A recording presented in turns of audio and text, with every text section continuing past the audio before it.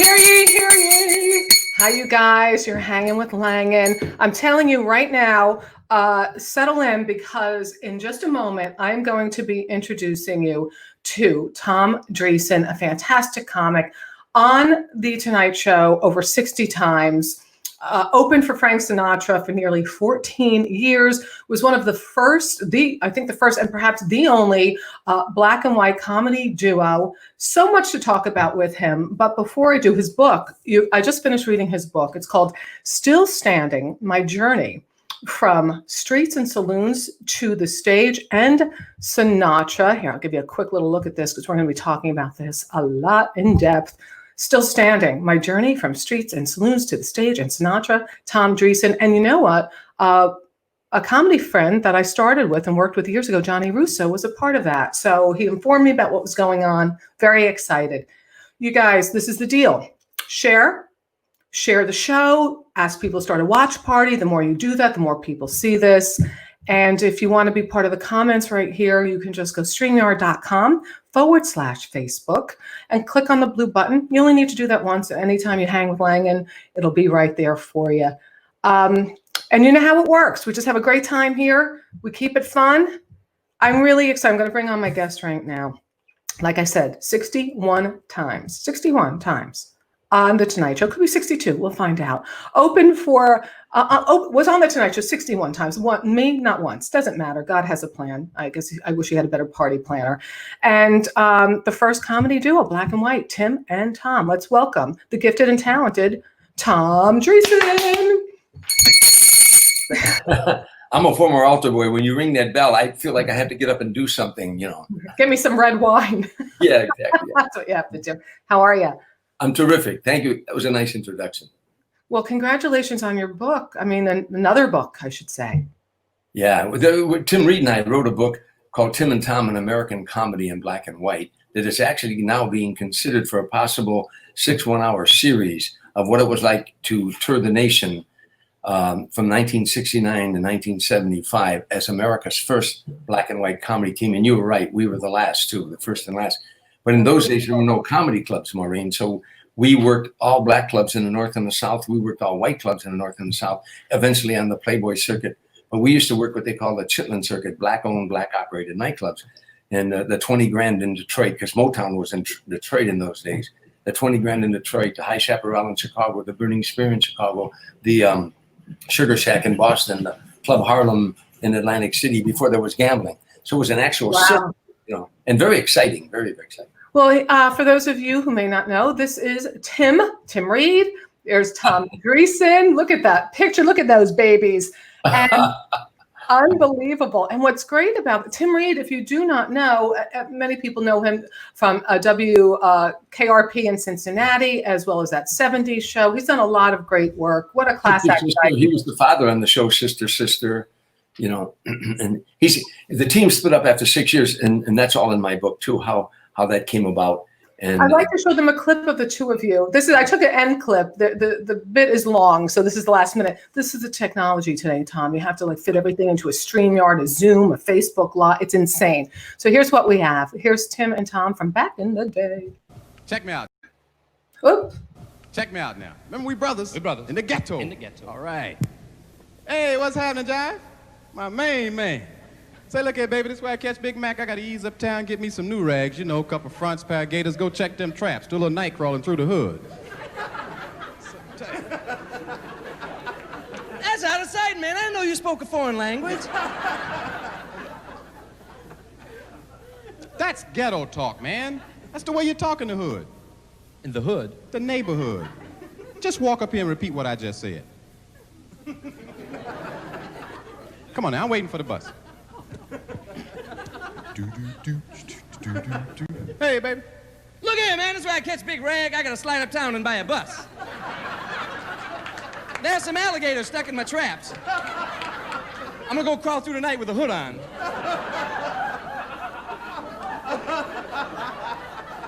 No, Tom. Don't you ever crawl through a black neighborhood with a hood on. Let's get out of here.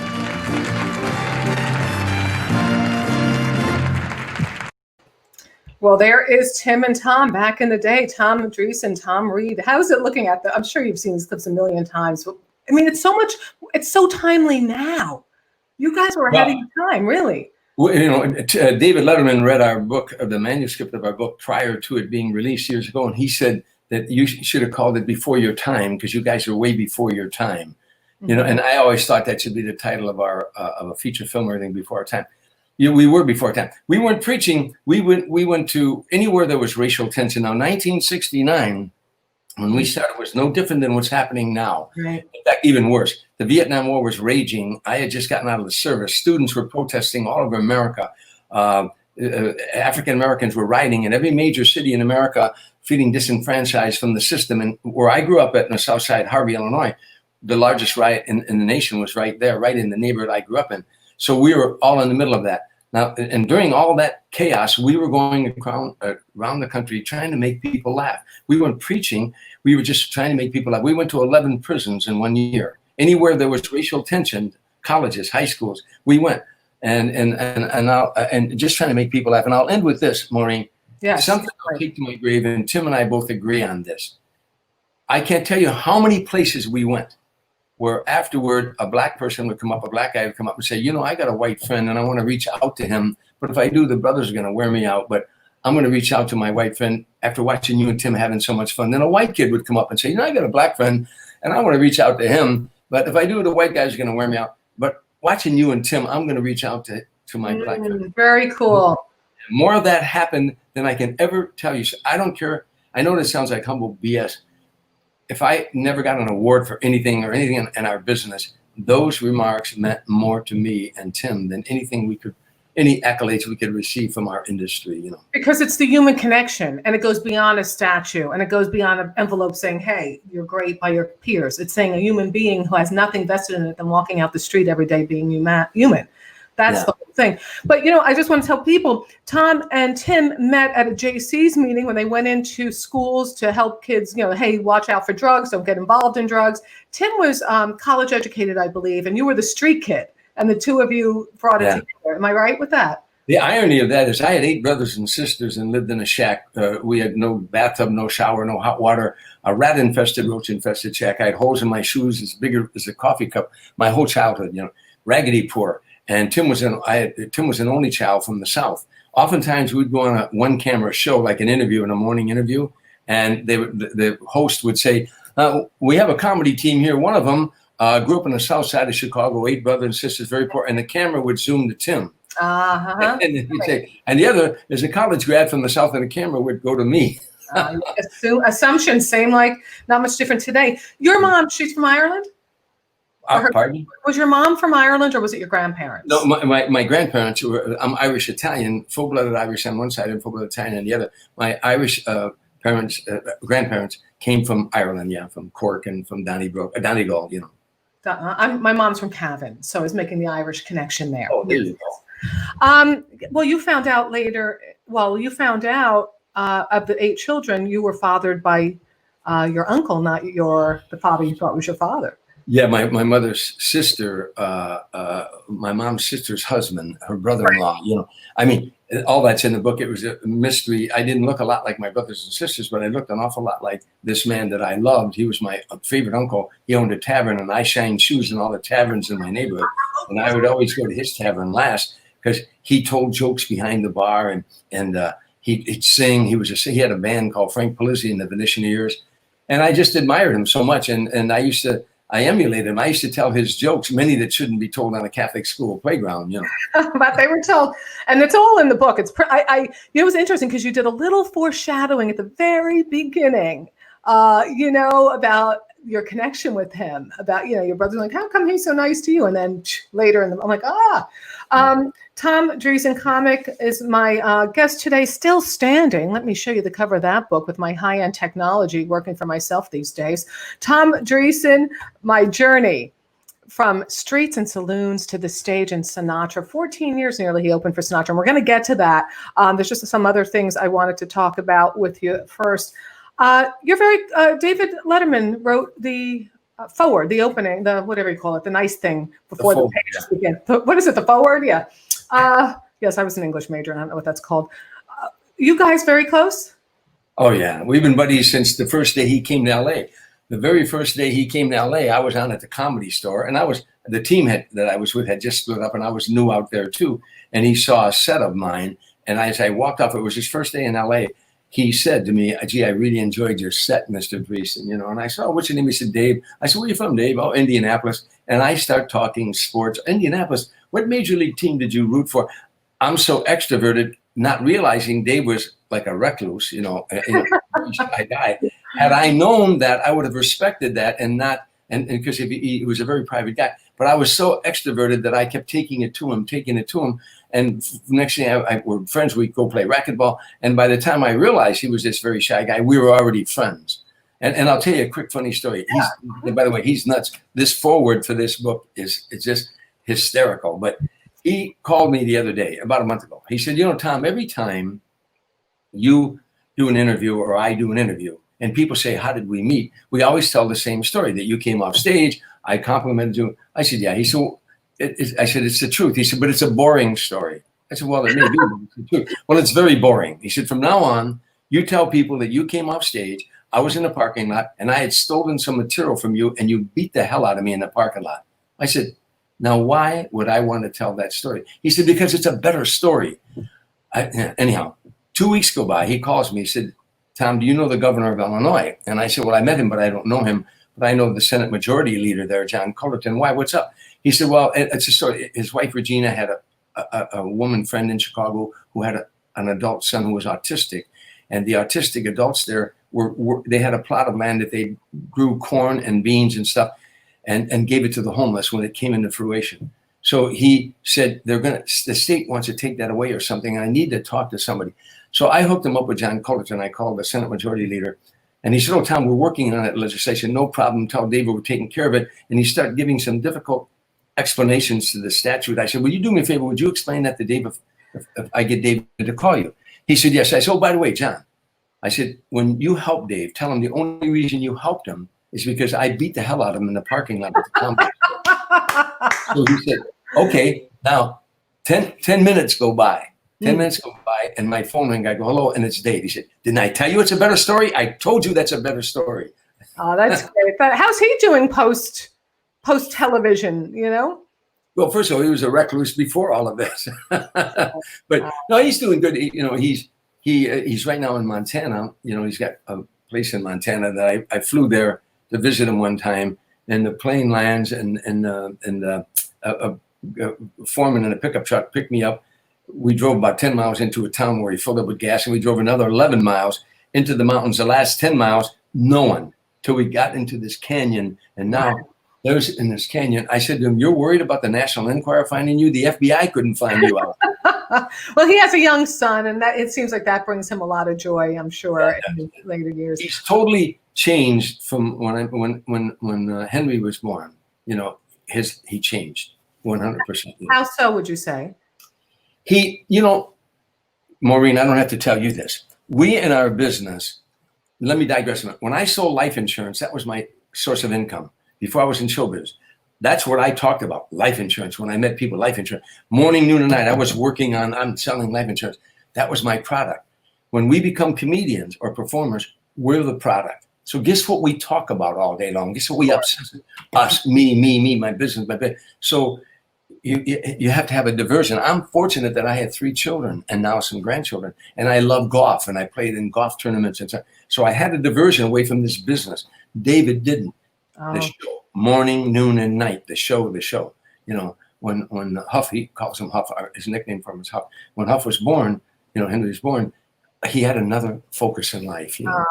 That's and a good one. He's a great father, by the way. He's a terrific father. Oh, I bet. I miss him on television, and I miss the two of you. You were on. How many times were you on with Over him? 50 on his show, yeah. I was probably more than anybody. Sorry? I think I was probably on more than any other guest. That's what the staff told me one time. Well, you could see the friendship between the two of you. It was a lot of fun to watch the banter and how you would crack him up. And, it just was fun. It's fun to watch. I watched some of the old ones, too, going back.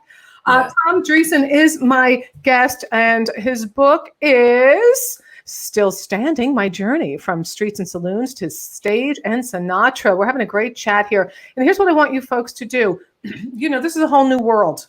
this doing the shows on the .com, as my Irish mother would call it. So I want you to share it. How do we do that, Maureen? Oh, don't worry, I'll explain. Just on your Facebook page, share, start a watch party. Those are the ways that more and more people get to see it.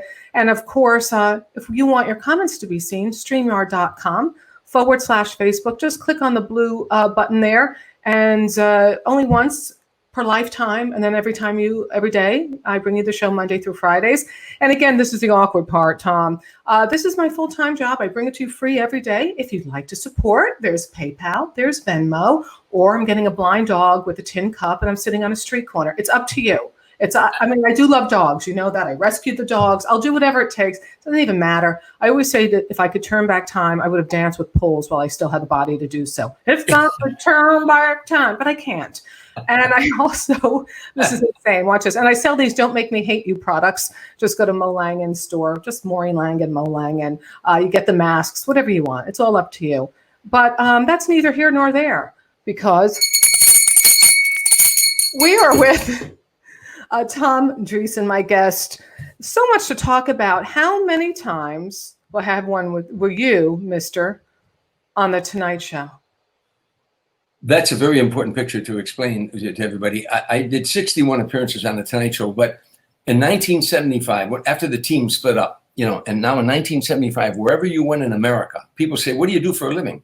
You say, I'm a stand-up comedian. The next question out of their mouth was, oh, yeah? You ever been on Johnny Carson? They didn't say The Tonight Show. You ever been on Johnny Carson? Of course. In the eyes of, if you weren't on Johnny Carson, in the eyes of America, you hadn't been a comedian yet. That show could launch a career. One appearance on The Tonight Show, Freddie Prinze got a sitcom the following day. I did one appearance on The Tonight Show. I was in the unemployment line the day before. The next day, CBS signed me to a development deal. I got bumped 3 times, as you know the story. If you read the book. But that show, one appearance, when you went out there and did stand-up comedy, in the eyes of America, you had arrived as a stand-up comedian. However, to our industry, you hadn't arrived till you sat down and talked to Johnny. When Johnny called you over to sit and talk to him, that's when you arrived. So that's why that picture meant a lot, me sitting next to Johnny. How many times before you got to sit next to him? How many times, Tom? On my 3rd appearance. On my first 2 appearances. The first appearance, I can't even describe what that was like. In those days, 26 million people watched that show. Wow. And like I say, 1 appearance and you were on your way. So you're waiting behind. I got bumped 3 times, as you know. For the audience that doesn't know what bump means, you get there, you get makeup, you go to your dressing room, they bring you down to the green room, you're getting ready to go on, and they say, we ran out of time. You got to come back next week. Can you imagine that, you guys? Are you listening? You're there. You're going on national television in front of 26 million people. This is your big break. You're waiting, like, I'm sorry, can you come back next week? It's like Dorothy at the Wizard of Oz knocking on the door, and they're like, come back another time. And then I came back the next week, same thing, ran out of time. Came back the 3rd time, same thing, ran out of time. The 4th time, I'm in makeup, and Fred DeCordova, the producer, came in and he said, I got bad news for you. I said, what? He said, you're going on tonight. I would have been a nervous, isn't it like out of an outer body experience, right? Like, were you going to puke? Did you feel like you were going to puke? Tell me how No. However, I had been on the stage a lot, but this was a different thing, totally different thing. But now you're making that long walk from the green room all the way to get around the curtain of The Tonight Show. And now, when I was a veteran on The Tonight Show, all the stage hands, hey, Dreesen, how's your Cubs? Hey, Tommy, how you doing? But your first time, when they see you coming, they all turn and they whisper, it's his first time. It's his first time. Oh, my God. Now you get behind the curtain, and Doc Severson's playing, the band is playing because they're in commercial break. So they're playing, and the coordinator said, you okay? And you say, yeah, Craig Tennis was his name, great guy. He said, okay. He said, break a leg, Now, all that's back there is a friend of ours that used to open it, even for Jay Leno. He opened the curtain for you. I think his name was Levi. I forgot my name. But anyhow, nice guy, But he's waiting there, and he leaves you alone. Now I'm pacing, and the band's playing, and I'm thinking, what's my first line? My first line. Now you're thinking, now you're talking to God. Hey, God, you brought me this far. Don't let me down now. You're talking to God one-on-one. And all of a sudden, the music stops because you're out and your heart stops. And you hear Johnny say, we're back now. And I'm glad you're in such a good mood tonight because my next guest is making his first appearance on The Tonight Show. Now, that one line, I'm glad you're in such a good mood tonight, sets the tone that this is his first time. He said he only does it your first time, too, by the way. He said, welcome, please, Tom Dreesen. The curtain opens up, and you walk out into this bright, bright studio where you can't see the audience. All you can see is the red light on the on camera. there's a mark on the floor, a green mark that you hit, and now they're applauding everything. And whoa, and you get that first joke out, gets a laugh. I got that second joke, gets a laugh. Third joke, gets a laugh. Now the fourth joke, I hear Johnny and Ed laughing. And now I'm on a roll. Now I'm getting applause. Now, I finished, I got like 8 applause. And I finished, I said, you've been a wonderful audience. This is my first appearance on The Tonight Show. And show business is a tough life. So if you like me, just if you like me and you're Protestant, say a prayer. If you're Catholic, light a candle. If you're Jewish, somebody in your family owns a nightclub. Tell them about me. So I found out a year ago, my boyfriend, Sicilian American, Italian, mother never told him her side. He said she was a mixed bag, 100% Jewish. He just found this out a year ago. So I said, you know anybody in LA? Anybody. There's got to be somebody who can help me. Somebody. So, in the nightclub business, and television. I do have to ask you, Tom Dreesen, comic Tom Dreesen, his book, Still Standing, My Journey from Streets and Saloons to the Stage in Sinatra. And my friend Johnny Russo was a part of that and, turned me on to the book. So I'm grateful to him. Here is, your first time sitting next to Johnny Carson. Tell me what that was like when he called you over and tell me what he said to you. Well, one of the things he said to me, how are you adjusting to Hollywood? I can't remember all the story. I always planned on having some funny stories, because he always said, don't talk about anything serious when you come on this show. We're making people laugh before they go to sleep at night. So have funny stories with punchlines. But he said, how are you adjusting to Hollywood now? I said, I just got invited to my first Hollywood party. It was a come as you are party. And I went as a heterosexual.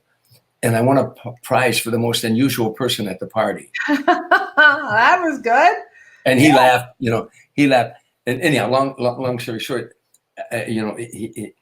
again, there's no describing that first appearance, because now when I went back through that curtain on my first appearance, the coordinator come running around the corner. He said, go back, go back, go back. I said, go back and talk to Johnny. He said, no, don't go back and talk. Just go back. Johnny called me out for a second bow. A bow. That's different than the couch. Right. He gives you that little circle. He goes like this. Now, my point is, I never stopped working in 50 years after that first appearance. I've never stopped working in show business after that. So did you know you must have known he was going to call you to the couch on that third time because he was familiar with you, which is why you had material available. So you knew. The second time we took questions, he said, depending on the time frame, whether Johnny calls you over. The third time, they said, he's going to call you over tonight. And so we had some things prepared, to make him laugh on the couch, Well, he had to really like you to do that. I mean, that's a big deal. That is being anointed. Oh, that's being anointed. Yeah. Yeah, well, again, to the industry you had arrived when you sat down and talked to him. Like David, David never would let me do stand-up. I wanted to do stand-up on David's show. He said, no, sit down and talk to me. We have more fun, interacting, telling stories. But after that first appearance on The Tonight Show, this is what happens. I started doing Dinah Shore, Merv Griffin, Mike Douglas, Johnny Carson, Midnight Special, Rock Concert, Soul Train, American Bandstand. I was the only white comedian ever to do Soul Train. I did an album in front of an all-black audience called That White Boy's Crazy. So I worked a lot of black clubs before I ever, worked white clubs. Anyhow, long story short, that Tonight Show from that point on just opened up my life. Sammy Davis Jr. took me on the road. Singers wanted me to work with them, a lot of them, because Smokey Robinson, Natalie Cole, Gladys Knight and the Pips, Tony Orlando and Dawn, Mac Davis, James Darren, Frankie Avalon, because I was working clean material on the Tonight Show. In those days, you had to work clean to get on TV. Television was only this big, cable wasn't there yet. So in order to get on, we're in show business, that's 2 words, show and business. So as a business person, you look at the Tonight Show and say, how do I get on there? You had the right material that could make grandma and grandpa, mom and dad, and the kids laugh. Yeah. So when the other singers are in Vegas in those days, every hotel was a singer comic. So when they saw that you could work clean and you wouldn't offend their audience, setting up the audience for them, I was getting offers from everywhere. It was the word comes in, and it's amazing because in reading your book, how hard people don't know how hard it is to get that break. And you're sleeping in a car, and you're showering at the gas station, and your family's like, "What the hell are you doing with your life? Get home, right?" And then bam, you get Carson and a change. Today it would be different. Well, it may or may not, because there's so much out there in terms of channels and what have you. I will get to Frank Sinatra. That's the big crescendo. But I have to ask you a few more things. Because we're performers, I started 22 years ago, right when it was tanking, right when like the business was going down. I'm like, wow, this would be a great time to leave Bloomberg Television and Radio and money. Let's just walk away from that, said the daughter of a garbage man. Let's go in a total direction. Who needs dental insurance? So, but there was a bit of an uprising at the Comedy Store back in the day. You'll tell me what year it is. Comics still don't get paid. We still get in the New York City clubs $25 a spot because they're like, well, it's a showcase. But we wouldn't even be getting that if it weren't for you. And then other clubs around the country said, well, we got to really up our price, and that's where we get paid. But talk about that time, set the year, and the strike. The comics went on strike at the Comedy Store. Yeah, it was March of '79, I believe, March of '79. And yeah, by that time I'm on my way. I'm making six figures a year, touring all over the country with Sammy Davis Jr., working Vegas, Tahoe, Reno, Atlantic City. And every time I came off the road, the first thing I did was call the Comedy Store and sign up. And you would go over to what they called the original room. There was a room of about 120 people, and I worked on my new material. Well, this time when I came off the road, they had a main room that Mitzi had bought another section of that building, and she had a main room of 400 and something seats that like a Rodney Dangerfield would come in and take the door, or a Jackie Mason would take the door, and she would take the liquor. So, but all of us comics worked in the room. But again, now I'm making money, I'm on my way, but I'm always working on new material. So I go over to the Comedy Store and I go into the original room. They said, no, Tom, you're in the main room.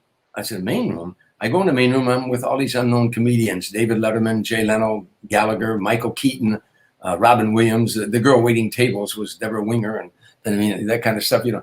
And Elaine Boozler too, no? Elaine was on that show. Anyhow, but nonetheless, you know, when we go, I said, wow, I felt like I was back in Vegas, you know. And so I go on stage and do the show, and after we all went to Cantor's, you know, Elaine and me and Jay and I mean all the other comics. But Jay started complaining. He said, geez, they pay the other people. Maybe it took 5 of us to fill the room, but they give them the door. Now the comics are talking about getting paid. No one got paid. And Mitzi had a club in Westwood. She had a club in the Comedy Store. Mitzi Shore, you guys. Mitzi Shore was the owner. I'm just letting people, the civilians, know that it's Mitzi Shore. Yeah, Mitzi Shore. But anyhow, and we were good friends. Mitzi and I were good friends, and I thought the world of her. But anyhow, so now I go to a meeting with 120 comedians, and they're all talking at the same time, making no sense whatsoever. And the only thing they decided was have another meeting. Now, 4 days later, have another meeting. I went to that meeting because they're my friends, and they're all over the place. And because I had been in the JCs and I knew Robert's Rules of Order, I knew how to conduct a meeting, how to set up committees, you know, and chair committees and serve on subcommittees. So I began to organize. I took over the meeting and I said, okay, let me get you organized. I got them organized. And when you organize those kids, they were a force to be reckoned with. They were some smart kids. And I got into a force. Long story short, you know, they were really well organized. And I kept going to Mitzi saying the comedians want to be paid. The comedians want to be paid. I'm not paying the comedians. I'm not paying. And finally, they decided they wanted to go on strike. And the last thing I want to do, I've got like $50,000 worth of work coming up with Sammy Davis Jr. And now I got in this fight. And I've been this way all my life. I don't know if it's the Irish or the Italian side, but if I get into a fight, then I want to win. I mean, I boxed when I was in the Navy, and I didn't win them all. But once the fight starts, or when I play ball, when I start, I want to win. And once I got into that fray, I wasn't going to give up. And I thought it would be over in 24 hours because she had to come to her senses.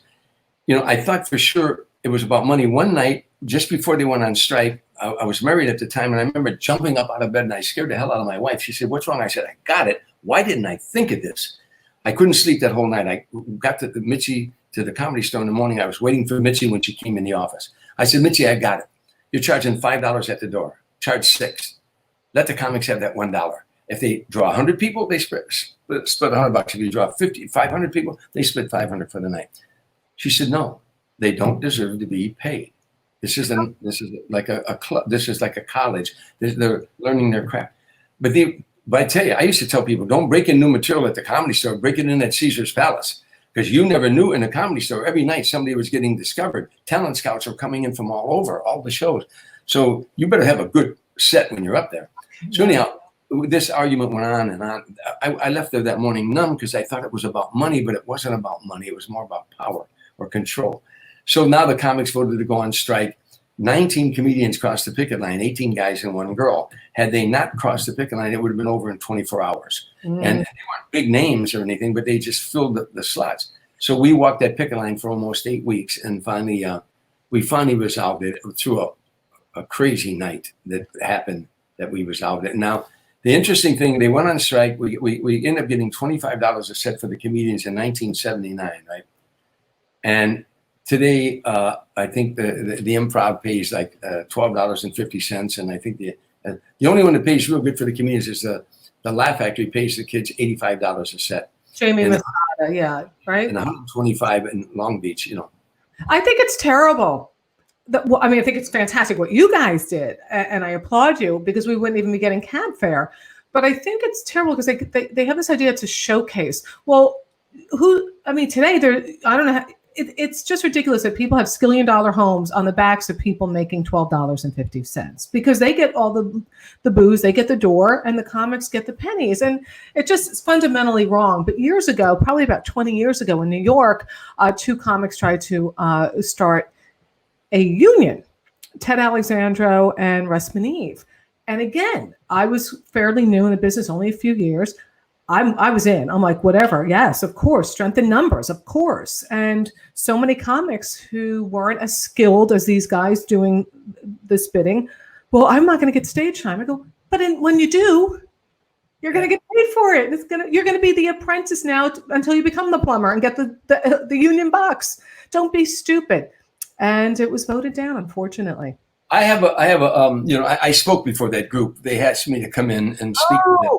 And I spoke to them in New York. But I have because I give motivation speeches, by the way, to comedians. It's called The Joy of Stand-Up Comedy and How to Get There. And it's all motivation.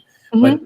But my point is, we always thought that if you're going to charge a cover charge, we thought cover meant cover the cost of entertainment. Yes. It wasn't really that way. We thought it was that way. But nonetheless, if a person has a restaurant and you're going to get up and they don't charge a cover charge, I say you're right. But if you're going to charge people to see the show, shouldn't the entertainers get something of that cover? Exactly. It's unfortunate, but where do you think comedy is today, Tom Dreesen, and compared to your back in the day? My heart aches for the comedians of today. It absolutely aches for them because it's so much harder to make it today.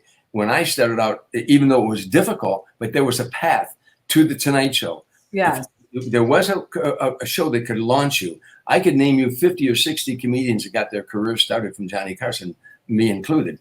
But today, because of the social media, television, like I say, was this big. Now it's this big. There's 800 stations you can go to. There isn't one show that can launch you. The young kids today learn how to work this social media. Learn that's how you're going to get known. And Dane Cook, when MySpace first came out, Dane Cook monopolized that very well, did a great job getting people to follow him. He started filling up 15,000 seat arenas. Yeah. So it's called show business. Learn the business side. And it's so much harder today to make it. And by the way, there's a lot more comedians, thousands upon thousands more comedians today than there were when I started out. Well, some guy said to me, he followed me out and he said, Maureen, I like what you're doing. Can you give me any tips? Excuse me. I go, yeah. I'm going to speak with some vulgarity here. I said, fuck a donkey. And he said, why? What are you talking about? I go, no, because if you're the donkey fucker, you'll get like billboards all across America. And people go, we got to get this guy. He has so many followers. And then I can open for you. What do you say? I said, the bottom line is there is no path. That's what I was trying to say. There is. No, you're absolutely right. Even now, by the way, there's a comedy club. There's comedy clubs out there, but they will pay your rent. You're not going to get wealthy on it. That you'll be a road warrior, but right. It's not the path to success. It's so hard to be launched today. I really, my heart aches for that's why, by the way, first of all, let me digress. 85, in my humble opinion, 85% of all the stand-up comedians I met in my life are insecure, neurotic, sometimes psychotic, loved, starved wrecks, total wrecks. And the other 15% are gifted, confident people who say, I know how to write a joke and I know how to tell a joke. I like to think I'm in the latter, but never trust somebody that tells you they're sane. But anyhow, so already you start out with a handicap.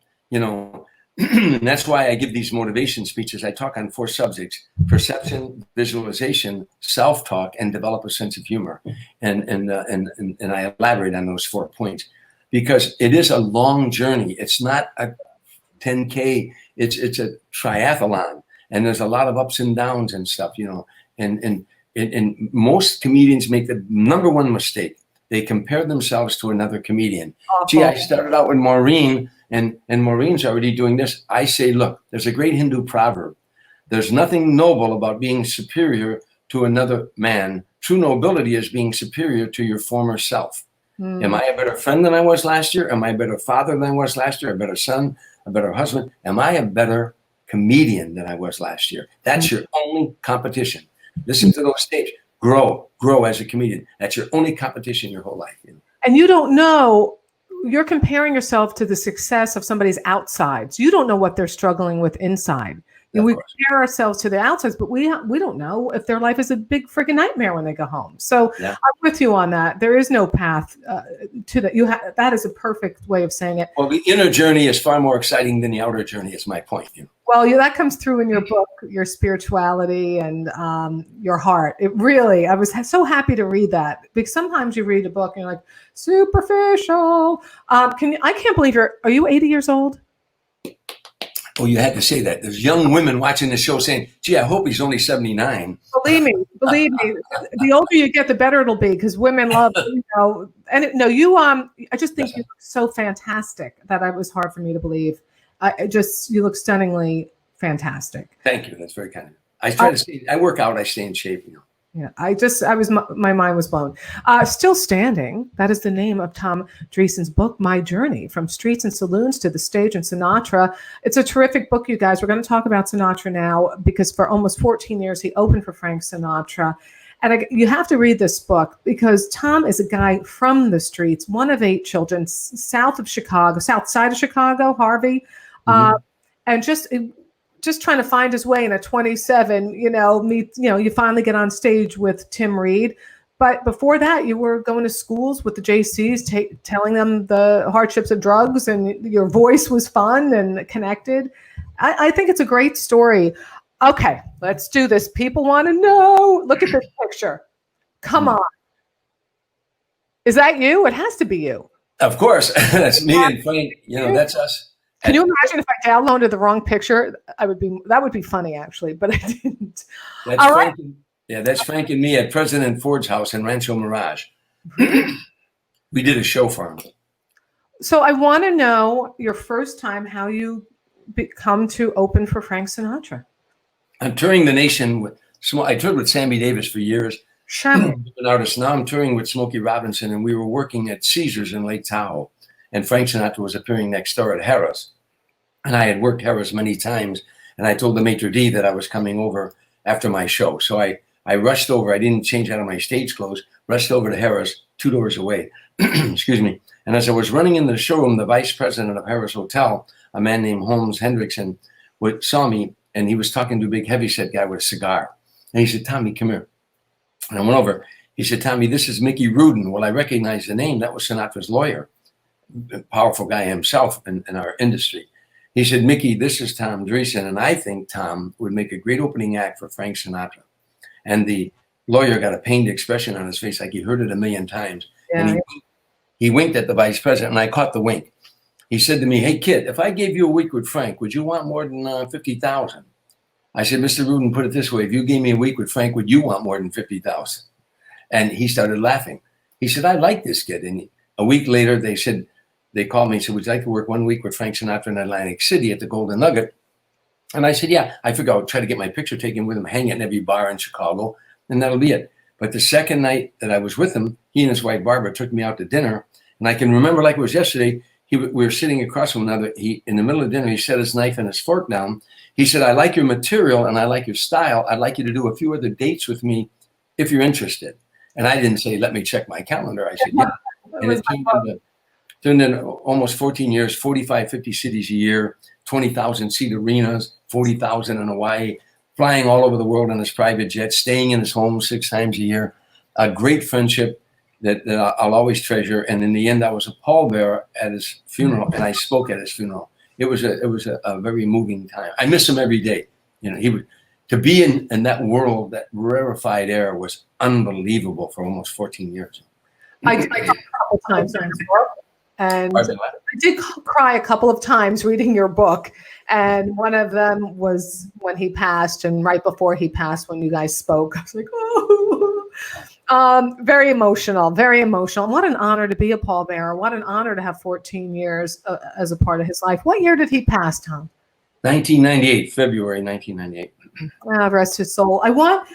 There's a lot of in the book about the image versus the reality of Frank. I'm sorry, it's May of 1998. Okay, we're going to hold you to that. It's May of 1998. What am I thinking? You can't lie to me.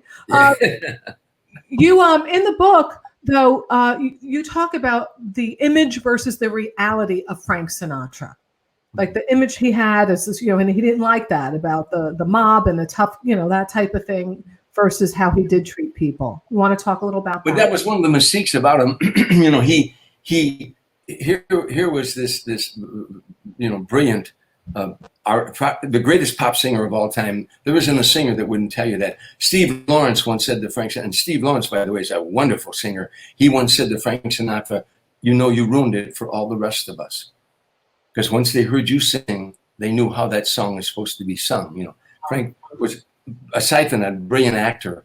He won the Academy Award from Fear to Eternity. But what about The Man with the Golden Arm, The Manchurian Candidate, Von Ryan Express, a movie called Suddenly?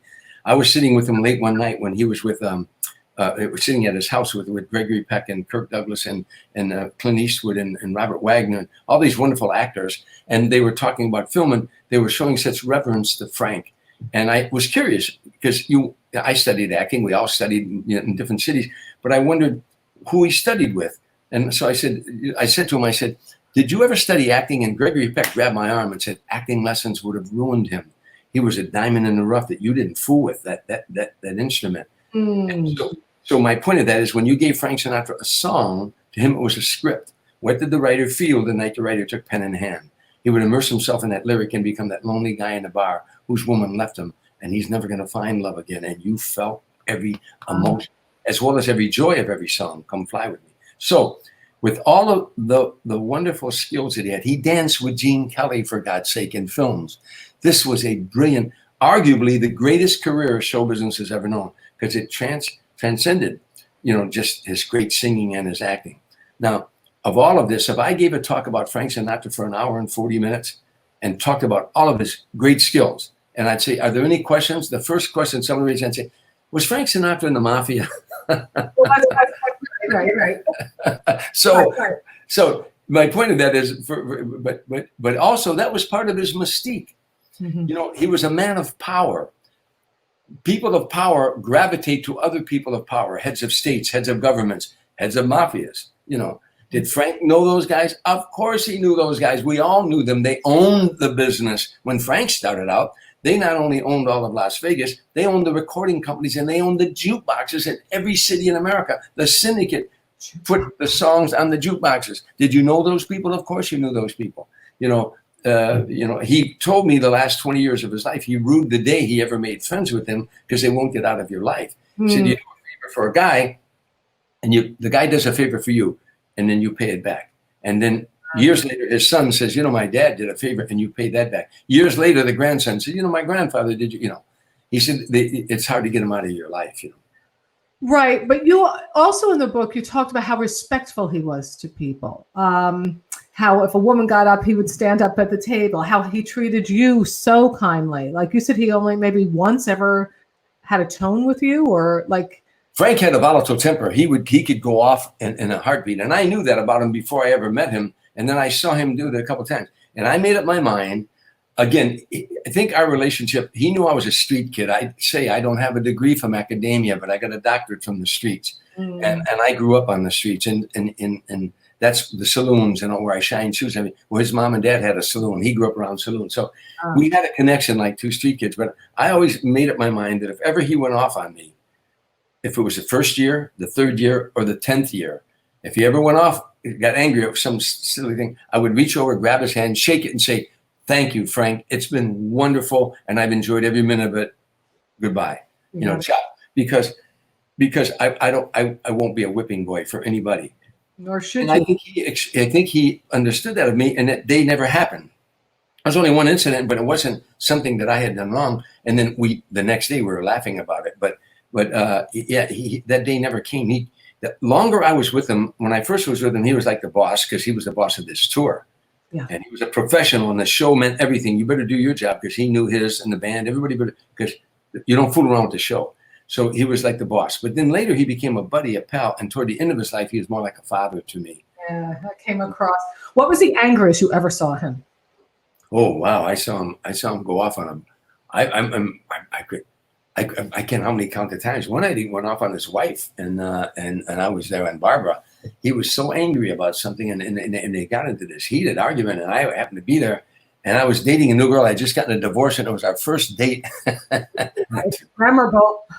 and she, now all these house guests had left, all those big stars, and it was just a couple of people left. And she was sitting at the end of the couch, this girl I was first dating. And when Frank went out in a rage, next thing you know, her head was under my arm like this. She was like, but in the middle of, you're so saying, because he's going and this, and he's yelling at her, and you think that's wrong? Well, I did a lot of things wrong in my life. I did a lot of things wrong. Marrying you was not one of those. Okay. And just like that, all the air went out of that argument. And she went, oh. Don't say it, Frank. Don't say it. And then, I like that. Did you ever go on a second date with that woman? Oh yeah, we did it for a little while, and she. After I got divorced, it's an interesting thing. I don't know if it's interesting or not, but after I got divorced, I was married 26 years. I just didn't want to be married again. And then I thought about, well, maybe I would date girls, but a lot of them were childbearing age, and they wanted children. Well, I had 3 children at the time. Yeah. And then I was a young grandfather. My oldest girl got married young, and I got married young. And so now, and I'm a grandfather. I didn't want children, so I kept getting in and out of these relationships. It's very difficult. Let me tell you what happens, since we're being frank. What happens to a guy that's single? You're not, now you don't have a date. Now you miss sex. You would like to have sex. You're a normal heterosexual guy. You'd like to have sex. And you're looking for, some sex. And so you meet a girl, and you take her to dinner, and you take her to a couple of films, and you're really sexually attracted to her because that's what you really have in mind. And then about the 3rd or 4th date, you have sex. And the moment you have sex, she's now in a relationship. Yeah. But you were thinking, and I told a girl, buddy of mine, that's another story. In my lifetime, I'm a street guy. I never had a girlfriend pal. Oh. Until I met a girl named Linda Mancuso. She was my buddy. She was an executive at NBC. We never dated. But she could sit and tell me her inner emotions. She was like a buddy to me, and I never had a woman buddy before that I could share. And she said, Tom, you have to be frank with women. You have to say, look, I'm looking for a sexual relationship. I said, what girl's going to date a guy that's going to say, listen, I only want a sexual relationship? She said, you'll be surprised. But I never. It was always a difficult thing to maneuver in and out of those kind of relationships. You didn't take her advice, Tom? You didn't just say, hey, me, you, just a few times. No, huh? Well, but getting compliments about how great you look, by the way. You look awesome. Oh my God, I wouldn't even think you were 60. Anyway, that's good, right? Thank you. People are watching. Tom Dreesen. Let me just give another shout out for your book here. Tom Dreesen, okay, he's been opened for Sinatra 14 years. He was the first, perhaps only, interracial comedy duo. The Tonight Show 61 times. Best buds with David Letterman. And his book is My Journey from Streets and Saloons to the Stage in Sinatra. Just so much you've done. I mean, such a body of great work. Your sister, Gavrester Soul, Darlene, she's the catalyst for something that you created, and some people thank you on this for your work with MS. Do you want to tell a little about that? Yeah, my sister, Darlene, was 18 months older than me. And again, we lived in this shack in Raggedy Pepper. Both my parents were alcoholic at one time, and Darlene took care of us kids. And I can't remember a day in my childhood that she wasn't holding my hand, helping me across the street. We went to school together. We went to church. She'd go to mass every morning, and I was an altar boy. And she just was a wonderful, wonderful human being. And at age 24 or 5, she got MS. And I didn't know what MS meant, multiple sclerosis, Mm-hmm. And she slowly went from a cane to a walker to a wheelchair to bedridden. And I'll try to make this fast. One day I was in Chicago working in the Chicago theater, And I went to the south side to visit her, and her husband was in the front yard mowing the lawn, and he said, she's inside. I went in there, and she had been sitting in the wheelchair and lost her balance, and she was like falling off the side, and she couldn't right herself. So, and this is a woman who never said an unkind thing to anybody, and had a great faith and everything. She just was a sweet person. And I righted her, and she turned around, she said to me, don't you ever come in here talking to me about positive mental attitude ever again, because she knew I gave motivation speech. She said, and don't talk to me about God, because there is no God. You've known me all my life. What did I ever do to God that God would punish me so severely? Come on, Tommy, you always have these answers. What's the answer? What did I do to God that he would punish me like this? And I was taken so aback, because I never heard this girl talk like that. And I said, I don't know. And a moment later, she started crying. She said, Tommy, forgive me. I lost my faith. I lost my faith. And I said, if anybody deserves to complain, you do. And I left. When I went to California, I was jogging one day. I used to run a mile a day. I said, thinking, what can I do to show her not only I care, but a lot of other people care about people who have MS? So I decided I was going to run 26 miles and call it 26 miles for Darlene, and have people pledge money for every mile I run. And I went back to the JCs in Illinois, where I was a JC, and they were good organizers. And we organized a thing called 26 miles for Darlene. And I would bring in celebrities to run part of the way with me, a mile or 2 miles. I brought in Frankie Avalon, Frankie Valli, Tony Danza, Eddie Marinero, Betty Thomas from Hill Street Blues. I could go on and on. Smokey Robinson. Smokey's the only one who ran all 26 miles with me. Smokey, go. And anyhow, and we raised a lot of money. And one day we had 30-something thousand people out in Park Forest, Illinois. And Frankie Avalon's conductor wrote a song called, his name is Keith Drosty. He wrote a song called Don't Give Up. And on stage was the Illinois Philharmonic Orchestra and all these stars, Connie Stevens and all the stars I just mentioned, Smokey and Frankie, and they were singing to Darlene, don't give up. You know, the road is long, and singing to all the MS patients. So I was sitting with Darlene, and I said to her, you remember you said to me one day, why me? And I don't know why you to this day, but I know because of you, people are out there singing now this song. 30,000 people sing the song. She said, no, Tommy, not because of me, because of you. I said, no, because of all the love you gave me. That thing we learned in church, cast your bread, all the love you gave me and others is coming back to you now, you know. That's a long story, but that's how I got involved with them. Beautiful story. And again, crying on air. Tom Dreesen's book is still standing, My Journey from Streets and Saloons to the Stage and Sinatra. I know I'm going to let you go. Oh, can I just do my quick commercial before I ask you my last question? Yeah. Hear ye, hear ye. Come on, have you seen a better guest that I've ever had? What, just so fantastic. I can't even thank you so much for coming on. If you want to support at the PayPal, the Venmo, I bring these shows to you Monday through Friday, noon Pacific, 3 o'clock Eastern. I use my journalism background with my comedy, and we just bring you these great people. Kathy Ladman will be joining me tomorrow. I'm so excited to have her. She's only been on 9 times on The Tonight Show. I'm blown away by that. You 61 times. Go to paypal.me, Mo Langen, or Venmo, Mo Langen, or just follow me on the .com at Maureen Langen.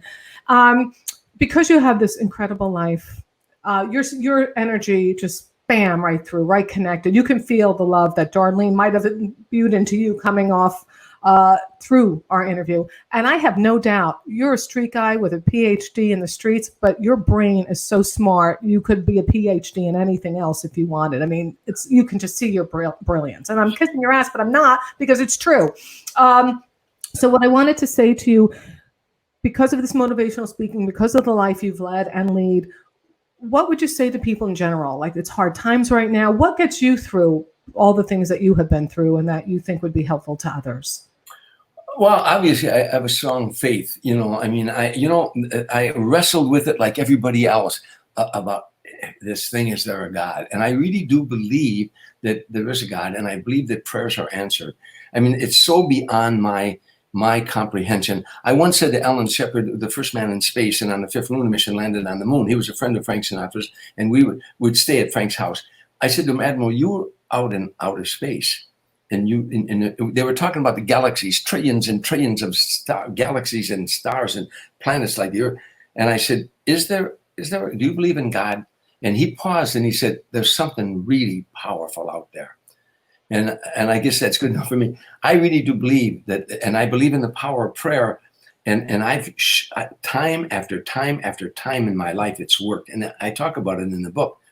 I really do believe in the power of prayer. Think about this, Maureen. If we have a moment, think about if how many times have you said to yourself, geez, I was just thinking about Kathy the other day, and I haven't seen her in years, and the phone rings and it's Kathy. Or you'll say, I was thinking about something. You're walking down the street and you run into somebody and say, I was just thinking about you. Yeah. If we humans, and this happens to everybody, if we humans can transfer thought, you think a supreme being can't transfer thought to a supreme being? So I that's what's got me through a great faith, and also a faith in mankind. People, there is evil out there. There's evil out there, but for the most part, people are good. Inside there's a goodness in all of us, and if you come from that goodness, if you display that goodness to every human being you meet, you're going to find more people displaying it back to you. This is a long answer to a short question, Beautiful answer. It's Jennifer Peterman, my buddy, saying this is so incredibly special. Thank you. Love you. What great stories and laughs. She's thanking you for that. And I'm going to thank you for being with me today. I'm going to end this just now, but would you just stay for a second so I can just thank you off our Facebook.com live. Well, I'm hanging with Langan. All right. You are hanging. Say that again, because I want to use that as a promo. I'm hanging with Langan. Damn right. Doesn't everybody? No, well, some not especially. No, I love people. Let me do this. I'm hanging with Langan. Shouldn't everybody? Thank you, Tom. Hey, you guys, share this. Start a watch party. Even though this part is, we're closing up this chat, it's going to be up there on the YouTube, on the .com, on Hanging with Langan Facebook page, and on my timeline. Share it forever and ever, because what an honor to have Tom Dreesen here. And again, one more time, here is the book. Get it, get it, get it. Still Standing, My Journey from Streets and Saloons to the Stage, and Sinatra. And I thank Johnny Russo for sharing that with me. And I thank all of you for tuning in today. Be good to yourselves, and I'll see you tomorrow, same bat time, same bat channel. Mwah!